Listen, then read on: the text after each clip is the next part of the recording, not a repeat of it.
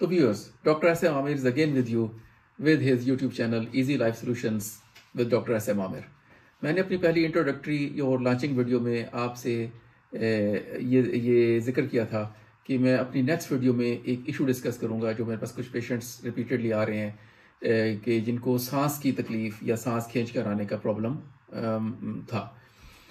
अच्छा, इसको डिस्कस करने से पहले मैं आपको एक बड़ा इंटरेस्टिंग अपने पेशेंट का एक केस डिस्कस करता हूँ कि मेरे पास पेशेंट्स आई, ख़ातून थी, अराउंड इन 30s उनकी एज थी। तो वो उन्होंने मुझे बताया कि जी मैं 3 साल से एस्मा का शिकार हूँ, मैं ये इनहेलर्स और ये सारी चीज़ें यूज़ कर रही हूँ और मेरा 3 साल से इन सारी चीज़ों के इस्तेमाल करने के बावजूद मेरा जो है वो सांस ठीक नहीं हो रहा। अच्छा, मैंने उन्हें पूछा कि आपको ये दवाएं कैसे स्टार्ट हुई, किसने स्टार्ट की? उन्होंने कहा जी कि एक दिन मुझे ये तकलीफ़ थी, मेरा सांस बहुत ऐसे खींच खींच के मुझे सांस आ रहा था। तो मैंने अपने किसी डॉक्टर रिलेटिव को फ़ोन किया और उनको मैंने बताया कि मुझे कुछ दिनों से सांस खींच कर आने की तकलीफ़ है और उन्होंने मुझे कहा कि ये वेंटोलिन का इनहेलर यूज़ कर लो और ये गोलियां खा लो माइटिका की और ये सारी इस तरह से। तो मैंने वो शुरू कर दी।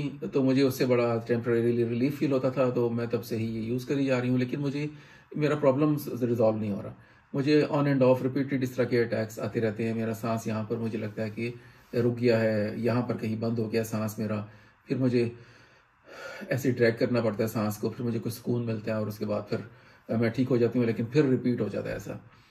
जब मैंने उनसे थोड़ी सी हिस्ट्री ली, उनको एग्जामिन किया, मैंने उनसे पूछा कि अभी भी आपको कोई सांस खींच कर या सांस में दिक्कत हो रही है? उन्होंने कहा जी मुझे अभी भी बहुत ज़्यादा प्रॉब्लम हो रहा है। और मैंने उनसे पूछा कि आपको क्या इसके साथ खांसी होती है, कोई फ्लू इस तरह की कोई चीज़ होती है, फीवर होता है? उन्होंने कहा जी ना, मुझे कभी कोई फीवर हुआ है इसके साथ, ना मुझे कभी खांसी हुई है, ना मुझे इस तरह की कोई फ्लू वगैरह इस तरह की चीज़ें। तो और मुझे अभी भी बहुत ज़्यादा शिकायत हो रही है। जब मैंने उनकी चेस्ट एग्जामिन की तो चेस्ट वॉज टोटली क्लियर। उनसे थोड़ी सी और डिस्कशन के बाद उनकी लाइफ रूटीन और उनके लाइफ स्टाइल के बारे में कुछ बातचीत करने के बाद मैं इस नतीजे पे पहुंचा कि उनको सांस का, एस्मा का कोई प्रॉब्लम नहीं है and she is just suffering from generalised anxiety disorder. जी आप भी हैरान हो रहे होंगे कि 3 साल से एक पेशेंट जो है वो एस्मा की दवाएं खा रही है और उसको एस्मा नहीं है। होता ये है कि जब कोई पेशेंट इस तरह की चीज़ स्टार्ट कर देता है तो वो फिर किसी भी दूसरे डॉक्टर के लिए उसको बंद करा देना बहुत मुश्किल होता है, क्योंकि पेशेंट जब भी जाएगा वो अपना वो सारा बैग लेके जाता है, जी मैं ये भी यूज़ कर रहा हूँ, मुझे सांस का बड़ा प्रॉब्लम। अब अगर आप किसी नए डॉक्टर के पास चले भी गए हैं तो डॉक्टर के लिए ये डिफ्रेंशिएट करना कि मैं, या ये डिसाइड करना कि मैं अब टोटली इसकी मेडिसिन बंद करा दूँ, वो बड़ा डिफिकल्ट होता है। तो बाज़ औक़ात हो भी जाती हैं, लेकिन बाज़ औक़ात ये पेशेंट इसी तरह फिर ये मेडिसिन यूज़ करते रहते हैं। बहरहाल इस तरह के और बहुत सारे केसेस भी मेरे पास ऑन एंड ऑफ आते रहते हैं और इसमें ज़्यादातर फीमेल्स होती हैं, मेल्स भी हैं, लेकिन ज़्यादा रेशो फीमेल्स की है। और उसमें भी फिर टीनेजर जो फीमेल्स हैं, बच्चियां हैं, उनका ही ज़्यादा इशू होता है। वो आती है इस कंप्लेंट के साथ है, बल्कि उनके पेरेंट्स जो है बहुत परेशानी में उनको लेके आते हैं कि डॉक्टर साहब देखें इनका सांस बहुत तकलीफ है, सांस की बहुत तकलीफ हो गई है, सांस नहीं आता और खिंच खिंच कर। अच्छा, और उनसे जब थोड़ी सी हिस्ट्री ले तो अगेन वही कोई ना कोई ऐसा इशू, कोई ना कोई ऐसा प्रॉब्लम निकल आता है जो उनके लिए एंग्जाइटी का बायस बन रहा होता है। लेकिन पेशेंट को नहीं पता होता, पेशेंट के साथ रहने वाले पेरेंट्स को, घर वालों को नहीं पता होता कि एक्चुअल प्रॉब्लम क्या है पीछे। तो ये है जनाब इसका क्रक्स आज का, कि अगर आपको कोई इस तरह का प्रॉब्लम है जिसमें आपको टिपिकली इस तरह जैसे यहाँ पर सांस रुक गया, खींच कर लेने से सुकून मिलता है, दोबारा हो जाता है, अगर कोई ऐसा है तो please do consult your doctor. उनको एक अच्छी और क्लियर हिस्ट्री दें और ख़ुद डॉक्टर से ज़रूर मिलें जा करके। मैं ये नहीं कहता कि सांस के प्रॉब्लम्स नहीं होते, सांस के प्रॉब्लम्स भी आपको पता है इस्लामाबाद में ख़ास तौर पे और बहुत ज़्यादा कॉमन है, बल्कि हर शहर में एस्मा और एलर्जिक एस्मास बहुत ज़्यादा कॉमन है। लेकिन इनको डिफ्रेंशिएट करना बहुत ज़रूरी है कि ये जो आपको सांस खींच कर आ रहा है, क्या ये एस्मा की वजह से है या आपकी किसी जनरलाइज्ड एंग्जाइटी डिसऑर्डर की वजह से है। अच्छा, अब आप सोचेंगे ये जनरलाइज्ड एंग्जाइटी डिसऑर्डर्स, डॉक्टर साहब बार बार एक टर्म यूज़ कर रहे हैं, ये है क्या? एंग्जाइटी डिसऑर्डर्स में क्या है जनाब? इसमें एंग्जाइटी है। एंग्जाइटी आजकल सबको पता है।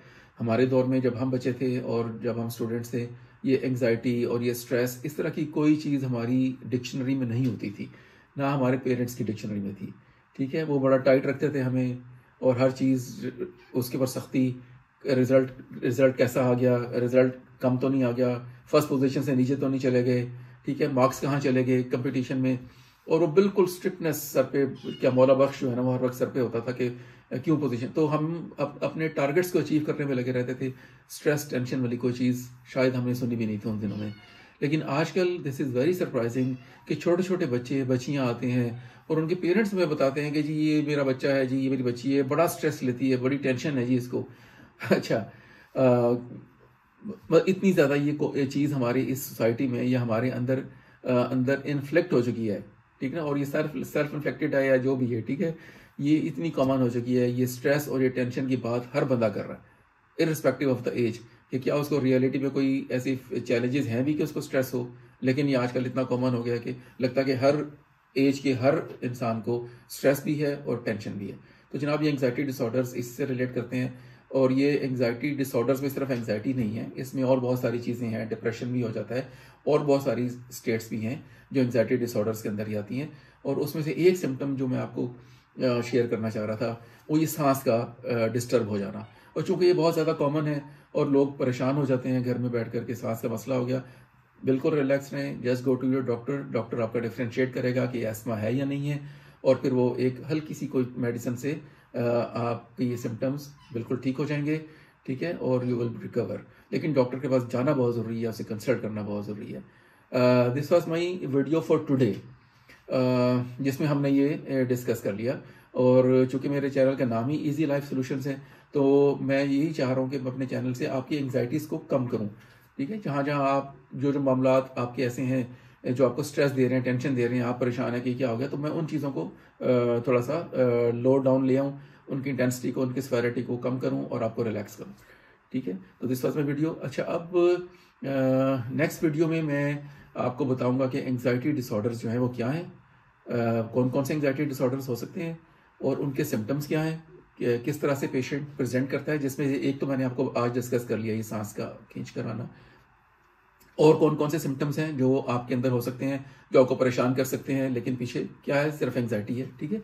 और फिर उसकी मैनेजमेंट, कि हम किस तरह से अपने एंग्जाइटी डिसऑर्डर्स को खुद ही से या किसी अपने करीबी डॉक्टर के पास जाकर या अपने घर वालों की हेल्प से उनको रिजॉल्व कर सकें। तो जनाब यहाँ पर हम अपनी वीडियो को ख़त्म करेंगे आज की।